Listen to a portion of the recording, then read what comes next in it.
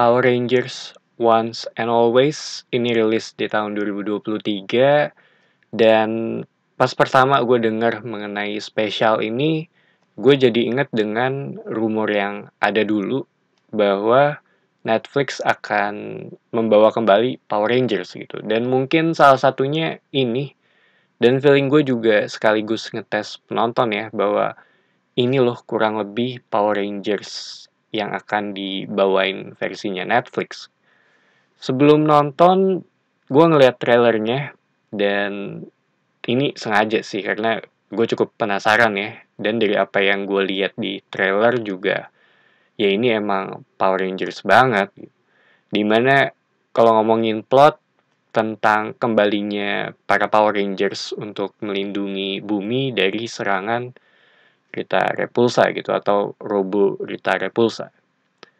Ceritanya sih emang agak klasik ya gitu, tapi yang gue suka adalah mereka menghubungkan dengan realita yang ada sekarang gitu, mengenai kematian Trini Kwan, si Ranger kuning, yang terkoneksi dengan baik di cerita spesial ini.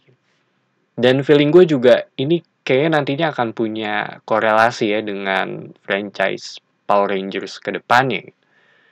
Sebelum gue nonton, bisa dibilang dari sisi ekspektasi terhitung rendah. Karena jujur aja kalau ngomongin Mighty Morphin ya, secara cerita bisa dibilang gue nggak inget apa-apa, atau bisa dibilang ya anggap aja nol. Pas kecil gue cuma inget ada Tommy sebagai Ranger putih, terus Ranger merahnya itu Rocky. Dan dulu tuh, iya tujuan gue nonton ya cuma pengen ngelihat Power Rangers ngelawan monster gitu, dan di bagian akhir keluar Megazord gitu. Itu doang. Dan begitu gue nonton spesial ini ya, dari sisi cerita juga sebenarnya nggak jelek sih, not bad.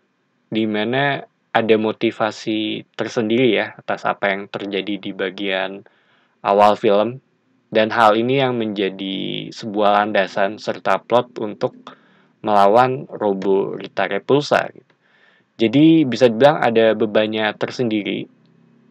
Dan secara pembawaan juga ya menurut gue ya, ini Power Rangers banget gitu, dengan masing-masing karakter menggunakan pakaian yang sesuai dengan warna kostum Power Rangers-nya gitu.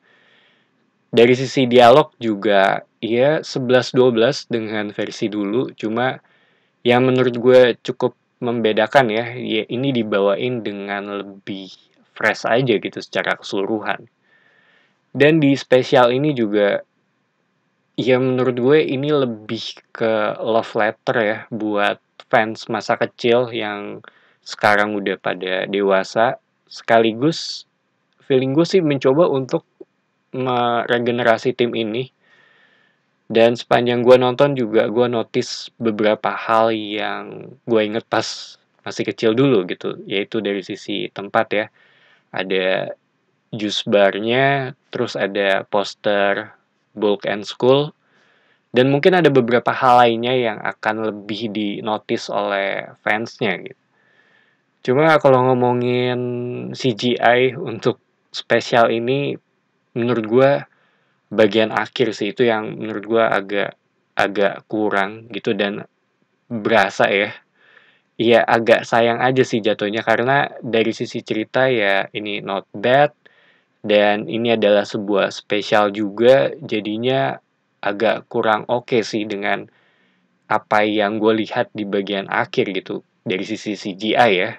Malah menurut gue lebih mending menggunakan pendekatan yang sama dengan versi TV-nya dulu gitu. Selain itu ada tribute juga untuk Tui Trang dan Jason David Frank karena apa yang terjadi ya di dunia nyata. Tapi di luar itu semua ya, kalau ngomongin Power Rangers ini agak sedikit keluar topik. Secara keseluruhan, jujur aja gue sendiri lebih suka dengan mainannya gitu daripada series ya atau action figurnya. Ini kasusnya sama dengan Star Wars, gue lebih suka dengan desain karakter yang ada di uh, film atau franchise ini gitu. Dan kalau ngomongin filmnya malah menurut gue ya agak biasa aja sih, kecuali Power Rangers remake yang kemarin yang di tahun 2017 itu gue lumayan suka dengan film itu karena dari sisi vibe juga lebih ke arah yang dark ya. So, Power Rangers Once and Always ini terhitung fun dari sisi cerita not bad, kecuali CGI yang ada di akhir itu menurut gue itu agak kurang.